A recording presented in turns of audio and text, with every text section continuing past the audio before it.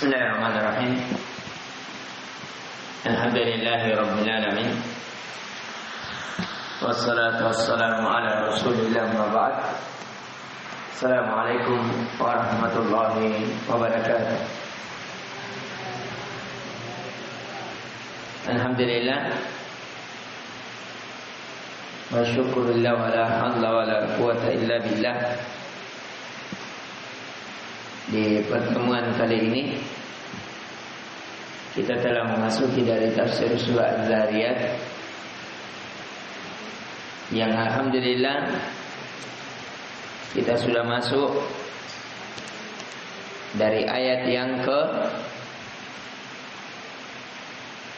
ayat berapa sudah? 38.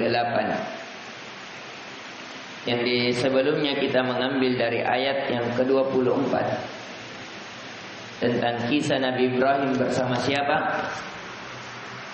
Bersama malaikat. Malaikat ini datang sebagai apa? Sebagai tamu. Apa yang dia bawa? Berita gembira dengan kelahiran siapa? Ishak. Apa perbedaan dari tanda Al-Quran? Ini Ishak, ini Ismail. Kalau dikatakan wabasyarnahu bigulamin alim, itu yang dimaksudkan siapa? Ishak. Tapi kalau yang dimaksud wabasyarnahu bigulamin halim, jadi ada alim, ada halim. Ya. Diperhatikan, ada halim, ada alim. Kalau ini Ishak, kalau ini siapa? Ismail. Ya, Ishak dan Ismail beda berapa tahun? Berapa? 14 tahun. Siapa yang lebih tua? Ismail. Ismail siapa ibunya? Hajar. Hajar ini didapatkan dari mana? Seorang raja. Raja yang kenapa ini raja? Yang pernah ingin memberikan mudarat kepada Sarah. Ya kan, tetapi Allah lindungi Sarah. Ya. Ada di kisah kita, kisah Nabi Ibrahim alaihissalam. Ya, jadi kita punya di channel YouTube seluruh kisah. Yang itu hari kami mengkaji dari kitab Al-Bidayah wal Nihayah. Kitab karya Ibnu Katsir rahimallahu taala. Dari awal penciptaan langit sampai akhir dari kematian beliau. Tapi kami cuma bisa mengkaji karena pada saat itu terputus dengan KKN. Kalau tidak salah sampai biografi para imam. Biografi Imam Syafi'i, biografi Imam Ahmad bin Hanbal, biografi Imam Malik, dan biografi dari Abu Hanifah rahimahullah ta'ala. Kemudian kita lihat apa lagi yang dibawa malaikat ini. Kabar buruk dengan cara apa? Ingin mengazab kaum Nabi Lut. Apa dosanya kaum Nabi Lut? Homoseksual. Senang laki-laki sama laki-laki, perempuan sama perempuan. Apa azabnya? Batu bagaimana batunya? Batu dan tanah bagaimana? Dia diberikan hujan, tapi hujannya bukan hujan air, tapi hujan batu. Bahkan bukan caranya hujan batunya bagaimana? Yang dia tempat tinggal, yang di bawah itu dijadikan di atas. Jadi diangkat kampungnya, kemudian dibalik. Bayangkan, ini kalau ini kita balik ini bagaimana? Nah, ini misalnya bumi diangkat, dibalik, ya. Jatuhlah manusianya. Sudah jatuh, dijatuhkan lagi tanah-tanah yang ada di atasnya. Jadi diangkat, kemudian dibalik. Ya, kalau istilahnya sudah jatuh tertimpa tangga, begitu azabnya. Ya, dari kaum Nabi Lut. Makanya hukum di dalam Islam, kalau ada laki-laki main sama laki-laki, betul-betul masuk timba ke dalam sumur, hukumnya di dalam Islam, orang itu akan dinaikkan di tempat paling tinggi di dalam kampung tersebut. Misalnya kalau sini di Makassar, tempat yang paling tinggi di mana? Ya, misalnya menaranya Al-Markas. Dikasih naik di situ, setelah itu ditendang turun. Sudah jatuh, dilempari lagi batu. Namanya dirajam. Itu hukumnya orang yang melakukan homoseksual.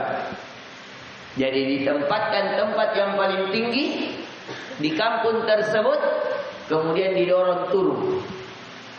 Ustaz, jadi meloncat terjun payung, terjun bebas itu ke bawah? Iya, terjun bebas kok. Sudah sampai di bawah, dilempari lagi batu. Ustaz, kenapa bisa? Iya, supaya hukumnya seperti kaum Nabi Nuh, diangkat dulu, kemudian dibalik, dijatuhkan, setelah itu terlempari oleh batu. Begitu hukumnya. Ya, jadi kalau ada nanti menjadi pemerintah di sini, kita tidak tahu di kemudian hari siapa yang jadi presiden. Ya, jangan sampai Pak Hari di kemudian hari jadi presiden Indonesia. Ya, jangan kita tidak tahu. Atau minimal jadi gubernur. Ya, dia bisa bikin peraturan tersendiri. Pokoknya kalau ada bencong kas keluar dari kampung, misalnya dia menjadi bupati Indonesia atau gubernur Makassar, pokoknya tidak boleh ada bencong di Makassar, cilakai. Ya, kalau ada dihukum, dikasih naik di dalam markas, kalau ditendang turun, misalnya. Ya, ini. Kemudian di pertemuan kali ini kita akan memasuki kisah lain. Ya, kisah lain. Sekarang kisah Nabi Musa alaihi salam. Ya, kisah Nabi Musa alaihi salam. Jadi itu kisahnya Nabi Ibrahim. Kata Allah Azza wa Jalla, wa fi Musa id arsalnahu ila fir'auna bi sultanin mubin. Dan pada kisah Musa itu kami mengutus kepada Fir'aun, ya, dengan membawa mukjizat yang nyata. Jadi mukjizatnya Nabi Musa ini sangat banyak. Di antaranya ada keluar dari tangannya cahaya. Ya. Tongkatnya bisa menjadi ular. Di antaranya tongkatnya pernah membelah laut. Di antaranya dari mukjizat minimal ada 9. Mukjizatnya Nabi Musa ada apa? Ada 9 yang pernah menimpa dari Fir'aun.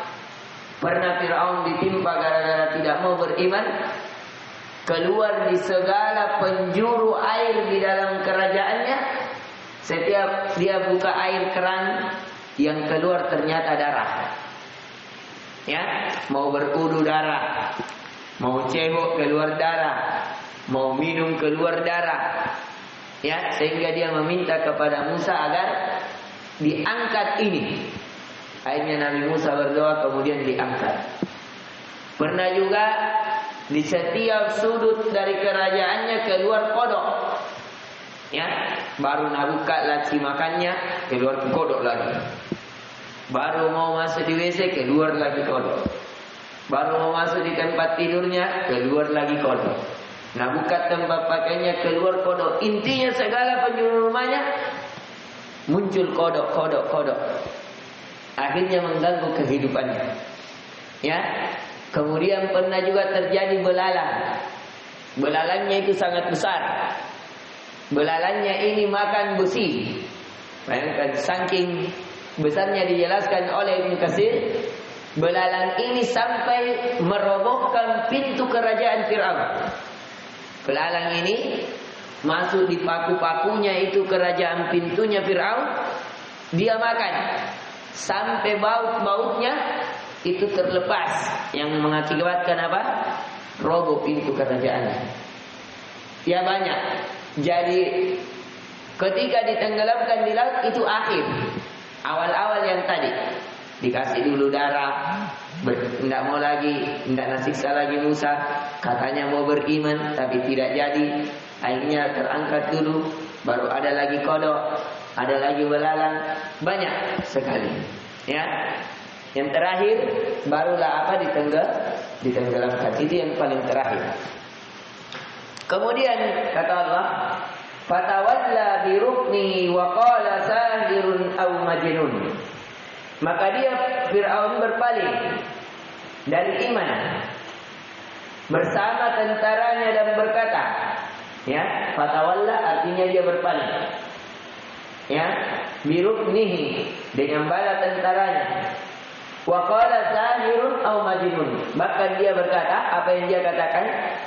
Bahwasanya Musa itu tersihir atau Musa orang gila. Ini cerita dikatakan oleh kafir Quraisy atau tidak?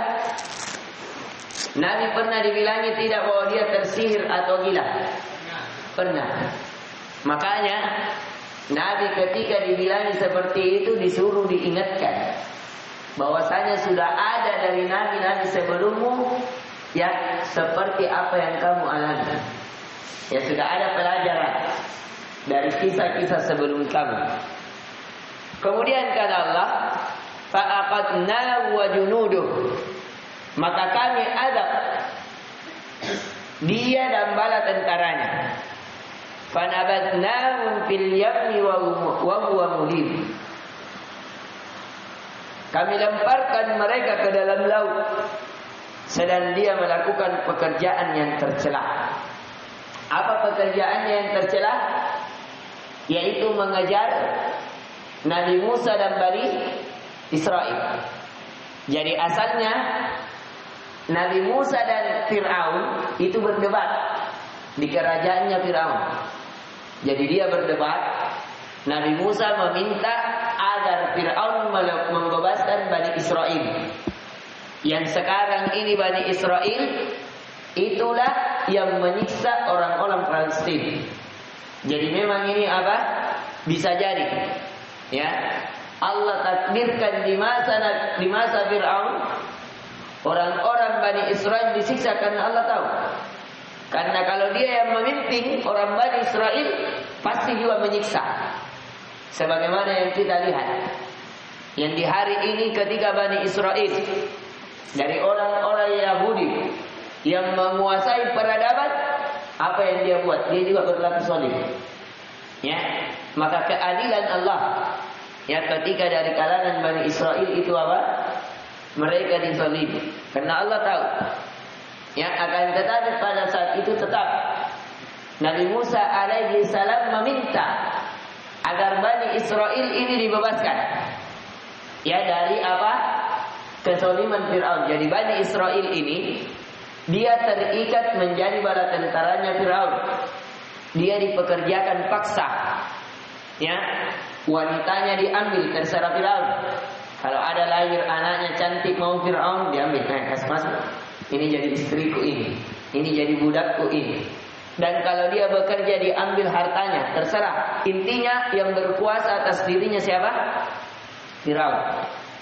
Ya, Fir'aun ini nama raja yang dirajai oleh Mesir. Kalau di buku-buku sejarah biasanya dikenal Ramses. Apa? Ramses. Di buku-buku sejarah bahasa Indonesia. Ramses 1, Ramses 2, Ramses 3, begitu. Kalau kita istilahnya di Indonesia apa? Presiden. Istilahnya apa? Presiden. Jadi itu Fir'aun sama dengan istilahnya apa? Presiden. Nah, akhirnya Nabi Musa meminta. Akhirnya debat. Ya. Keluarlah penyihir-penyihir dari siapa? Dari Fir'aun. Ketika keluar penyihir-penyihir dari Fir'aun, Ya, sihirnya ini bisa menjadi ular, bisa menjadi apa? Ternyata Nabi Musa alaihissalam diperintahkan untuk melemparkan tongkatnya. Akhirnya tongkatnya Nabi Musa menjadi ular yang besar, sehingga memakan semua tongkat-tongkat palsu para penyihir ini. Sehingga para penyihir itu apa? Beriman kepada Allah. Setelah dia beriman, dibebaskanlah siapa? Bani Israel. Akan tetapi dia dibunuh. Kemudian Nabi Musa lari bersama Bani Israel keluar sampai ke tempat yang tidak ada lagi tempat lari. Di hadapannya tinggal laut. Ya, barulah berkata mereka bahwasanya kita pasti akan ditemukan. Tapi kata Nabi Musa tidak. Ya, sesungguhnya Allah bersama kami. Yang tidak mungkin Allah menelantarkan kami. Maka dia diperintahkan apa? Ya, untuk melemparkan apa? Tongkatnya, memukulkan di laut. Akhirnya terbelah laut dengan Isna Asar, 12 belahan. Sebagaimana kabilah Bani Israel ada 12. Jadi setiap lorong ada satu kabilah. Yang dimana ketika Allah telah belah laut, namanya laut kalau sudah terbelah, ya, berlumpur atau tidak? Berlumpur, pasti tidak bisa orang lewat. Padahal ini yang mau lewat kereta, yang mau lewat kuda, yang mau lewat himar. Setelah terbelah laut, Allah munculkan angin yang kencang, yang mengeringi semua jalanan ini, sehingga semua kabilah bisa lewat. Sampai ketika dikejar sudah masuk, berlarian seperti gunung-gunung yang tinggi. Air ini tertahan di sisi kiri dan kanannya, sehingga lewatlah Bani Israel bersama Nabi Musa alaihissalam. Ketika Nabi Musa alaihissalam bersama Bani Israel sudah sampai di pulau sebelah, jadi mulai dari tempatnya Mesir sampai ke pulau sebelah, terbelah laut, lari sudah sampai ke pulau sebelah, pasukan Fir'aun dan Fir'aun sendiri masih ada di tengah laut. Ya, kemudian Allah jadikan bersambung kembali ini laut, sehingga mereka apa? Ditenggelamkan. Ya, jelas sampai sini. Kemudian kata Allah, ini kisah singkatnya. Kisah Nabi Musa ini banyak, tapi di sini tidak diceritakan bagaimana kejadiannya. Diceritakan di ayat-ayat lain. Di juz 30 juga pernah kita ya kisahkan tentang kisah Fir'aun sama Nabi Musa. Banyak di ayat-ayat Al-Quran. Akan tetapi kalau di sini langsung bahwasanya Allah apa? Tenggelamkan. Kemudian kita lanjut di kisah lain. Tapi itu tadi kisah singkatnya. Kisah singkatnya antara Nabi Musa dengan Fir'aun. Dan Nabi Musa ini pernah juga tinggal di rumah Fir'aun. Ya, jadi Nabi Musa pada suatu hari Fir'aun menetapkan keputusan. Ya, disebabkan dia bermimpi. Jadi dia bermimpi ada dari Bani Israel yang merobohkan kerajaannya. Sehingga setelah dia bangun dari mimpinya, mimpi buruk, langsung dia kabarkan kepada pasukannya bahwasanya semua anak laki-laki dari Bani Israel yang lahir bunuh. Ya, maka dibunuhlah apa? Semua. Diceritakan dalam surah Al-Baqarah apa? Apa kata Allah? Bahwasanya Allah membunuh anak laki-laki dan membiarkan wa yastahyuna min. Apa ayatnya? Bahwasanya ini Fir'aun membunuh anak laki-lakinya dan membiarkan hidup anak perempuan.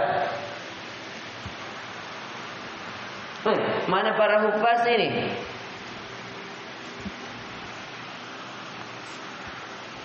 Satlin.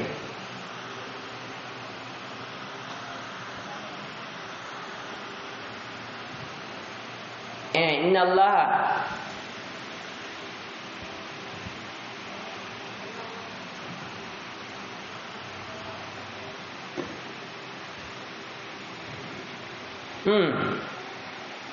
wa idh najjaynakum min ali fir'auna yasumunakum su' adab yuzabbihuna abna'akum wa yastahyuna nisa'akum wa bidzalikum bala'um min rabbikum adzim.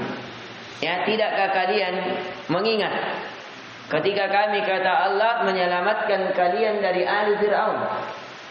Ya, Allah selamatkan Nabi Musa dari ahli Fir'aun. Bagaimana apa? Yasumunakum su'al adab. Yang dimana Fir'aun memberikan kejelekan dengan sejelek-jelek azab.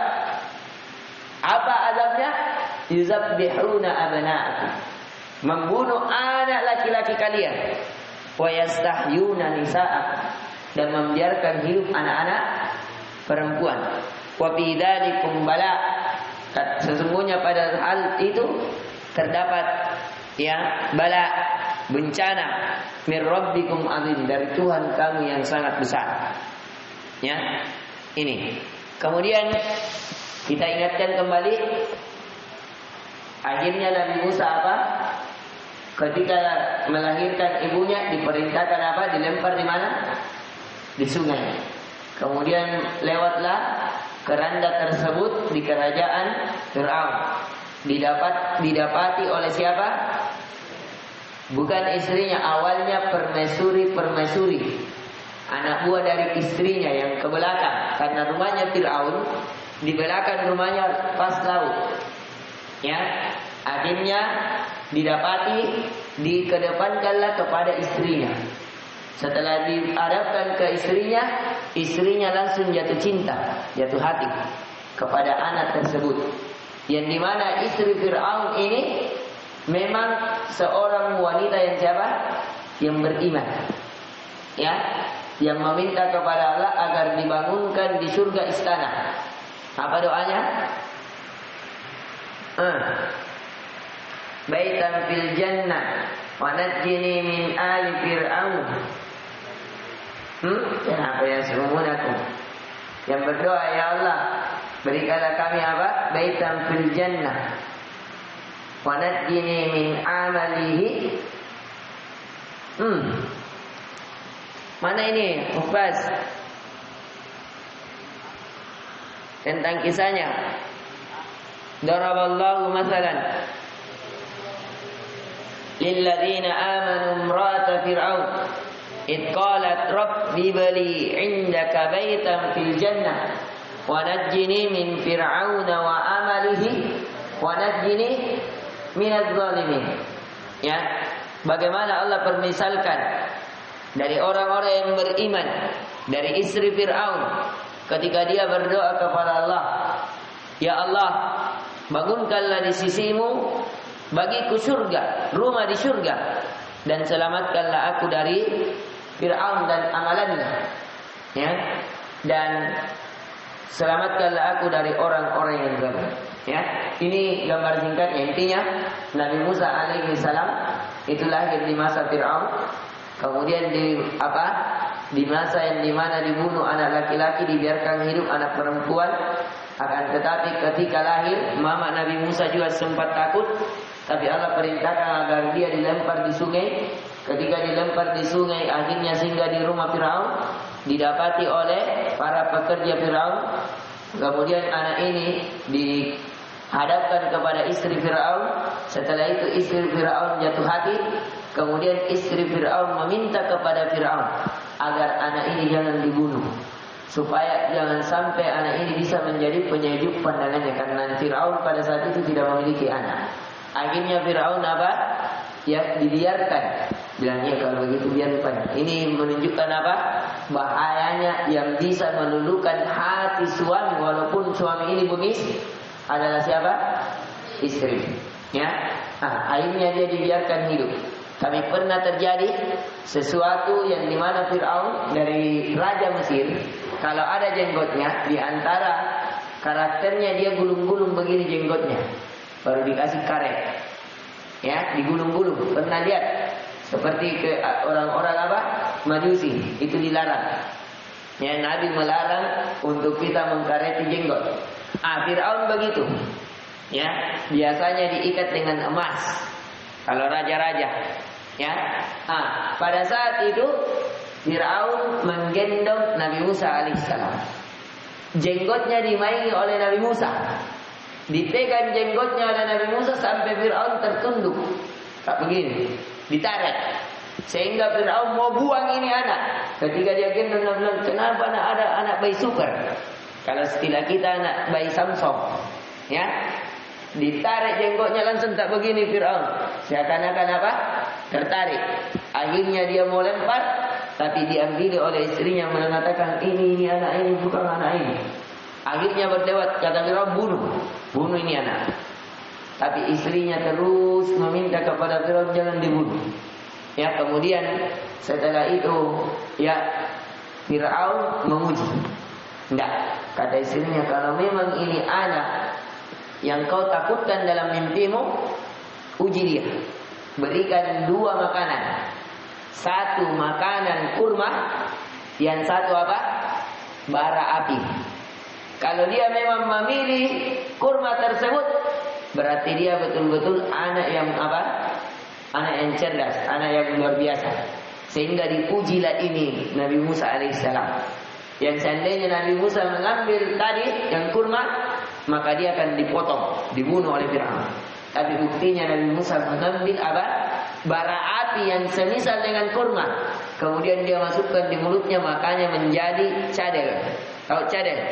Lidahnya terkena api sedikit gara-gara bara api, sehingga tidak bisa seperti mengucapkan ya, itu ada apa sedikit. Makanya ketika meminta berdakwah kepada Fir'aun, dia meminta saudaranya agar ditemani karena dia lebih fasih bahasanya. Siapa saudaranya?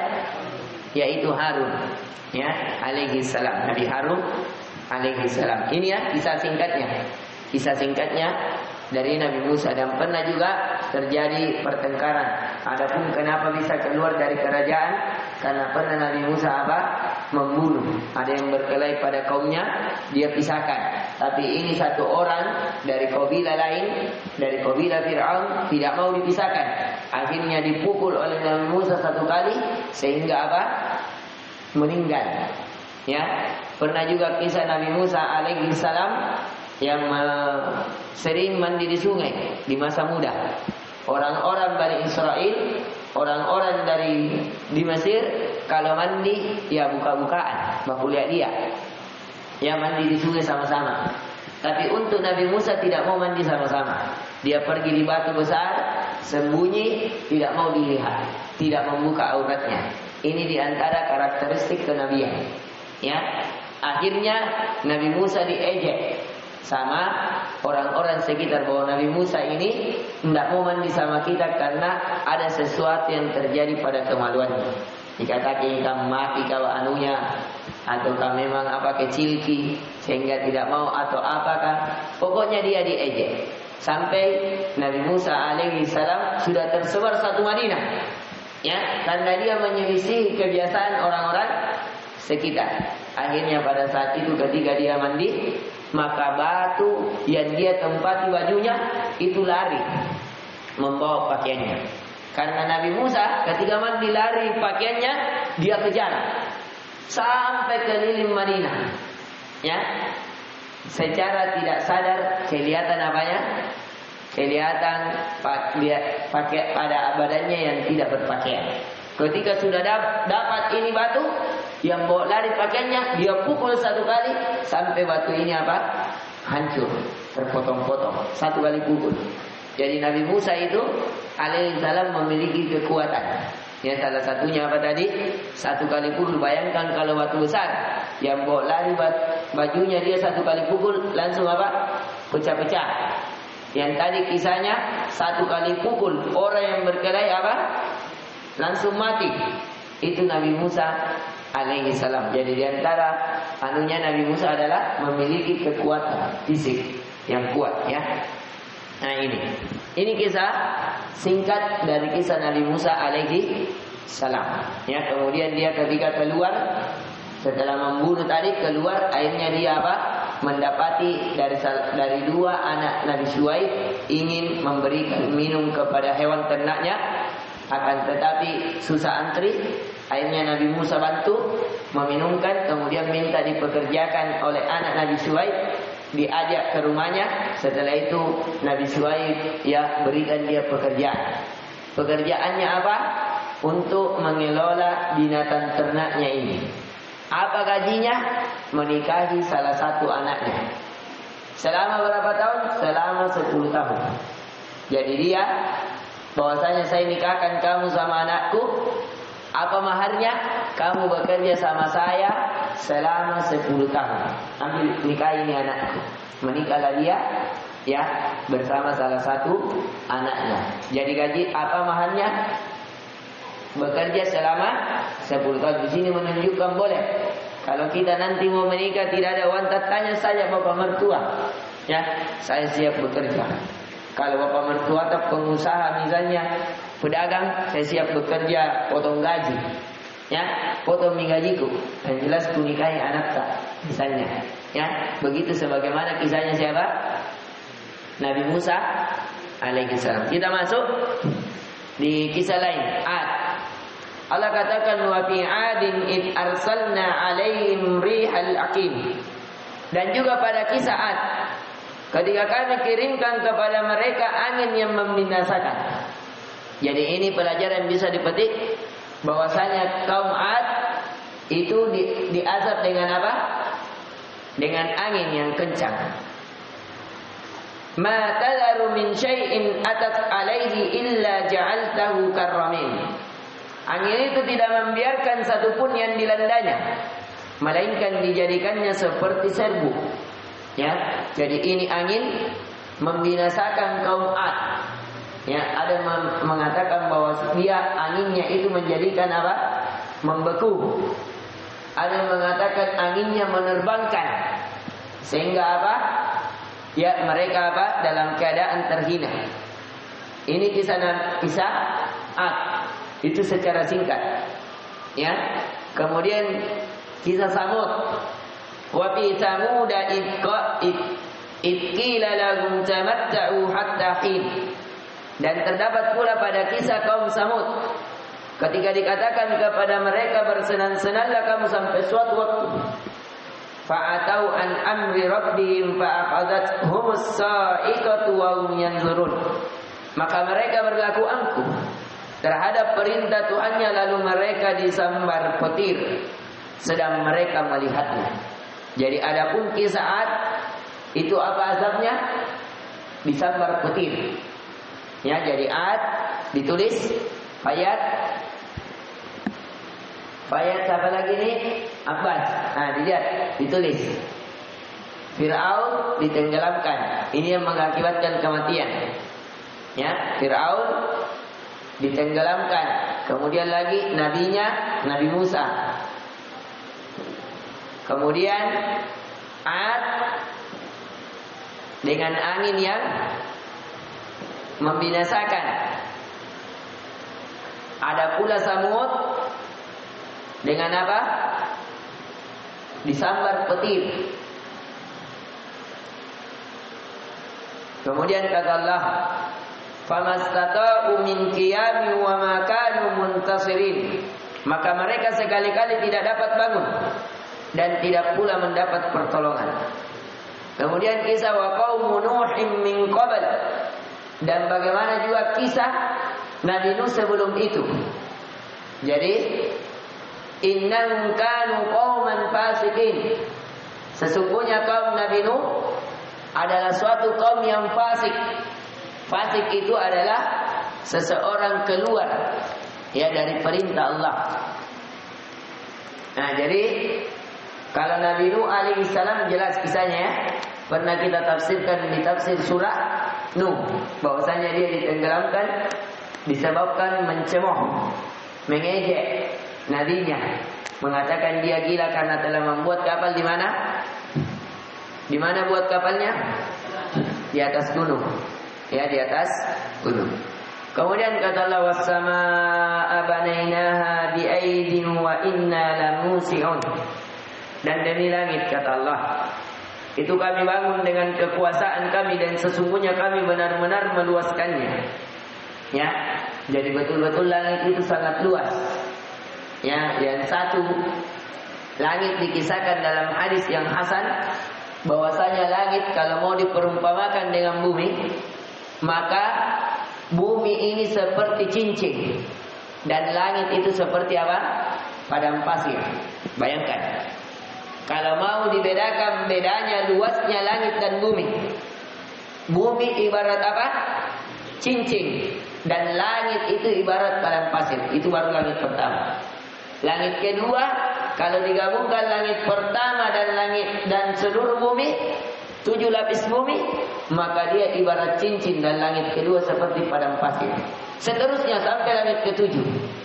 Ya, dan langit ke-7 seandainya digabungkan 6 lapis langit sama 7 lapis bumi, maka dia ibarat apa? Hanya seperti cincin, dan langit ke-7 ibarat padang pasir.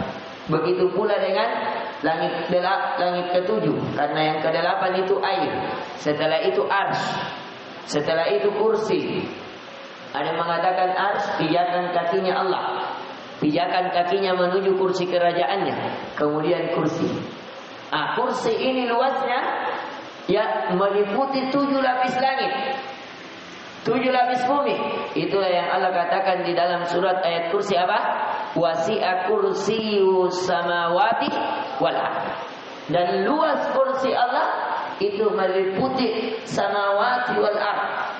7 lapis langit dan 7 lapis bumi. Itu luasnya kursi Allah. Jangan lagi tanyakan Allahnya. Ya, Allahu Akbar. Maha besar Allah. Ya. Kemudian kata Allah, wal arda farasnaha fa ni'mal mahidun. Dan bumi itu kami hamparkan, ya. Maka sebaik-baik yang menghamparkan adalah kami. Ini bumi terhampar. Wa min kulli syai'in khalaqna zawjayn la'allakum tadhakkarun. Dan setiap segala sesuatu, Payat, berdiri dulu Payat, berudu dulu. Kemudian kata Allah, dan setiap segala sesuatu kami ciptakan dengan berpasangan. Ada hitam, ada putih, ada pendek, ada tinggi, ada kurus, ada gemuk, ada laki-laki, ada perempuan, ada kegelapan, ada cahaya, ada langit, ada bumi, ada orang kaya, ada orang miskin. Itulah kata Allah. Ya, wa min kulli syai', segala sesuatu, khalaqana zawjayn, kami ciptakan dengan berpasangan. La'allakum tadhakkarun, agar kalian apa? Mengingat kebesaran Allah. Fafirru ilallah, maka kembalilah kalian, bersegeralah kembali kepada Allah. Inni lakum minhu nadhirum mubin, karena sesungguhnya aku seorang pemberi peringatan yang nyata dari Allah untukmu. Kemudian kita percepat, wala taj'alu ma'allahi ilahan akhar. Ya, maka dari itu janganlah kalian mengambil sembahan selain Allah. Inni lakum minhu nadhirum mubin, karena sesungguhnya saya pemberi peringatan yang jelas, kata Nabi sallallahu alaihi wasallam. Kadzalika ma ata alladziina min qablihim min rusulin illa qalu sahirun aw majnun. Itulah yang tidaklah datang seorang rasul dari sebelum kamu kecuali dia dikatakan kepadanya orang yang tersihir atau orang yang gila. Jadi semua nabi dan rasul itu apa? Pasti pernah dibilangi seorang yang tersihir atau gila. Jadi siapa yang mengikuti para rasul pasti dibegitukan. Ya, kalau kalian berpegang teguh pada agama, pasti kemudian hari di keluarga kalian atau bahkan di saudara-saudara kalian, jamu terlalu ekstrim kau. Siapa nama? Syawal. Ya, bisa jadi Syawal. Ada yang bilang di keluarga Syawal terlalu ekstrim. Ya, jangan terlalu serius belajar agama, nanti kayak gila-gila gitu. Nah, biasa itu. Ya, karena para rasul juga dikatakan begitu. Ya, tersihir atau gila atau wasaubi. Maka kata Allah Azza wa Jalla, apakah mereka saling berpesan tentang apa yang dia katakan itu? Bal hum qaumun taghun. Akan tetapi mereka lah dari kaum yang melampaui batas. Fatawalla anhum fama anta bimalum. Maka berpalinglah kamu Muhammad dari mereka, sesungguhnya kamu tidak tercela. Wadzakir fa inna dzikra tanfa'ul mu'minin. Akan tetapi teruslah beri peringatan, karena sesungguhnya peringatan itu bermanfaat untuk orang-orang yang beriman. Nah, pelajaran inti yang bisa kita petik, ya, bahwa menyelisihi Rasul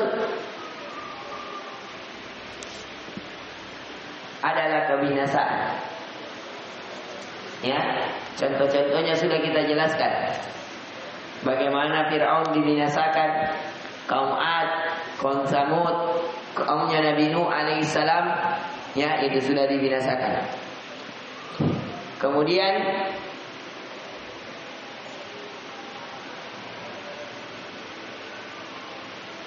tetap berdakwah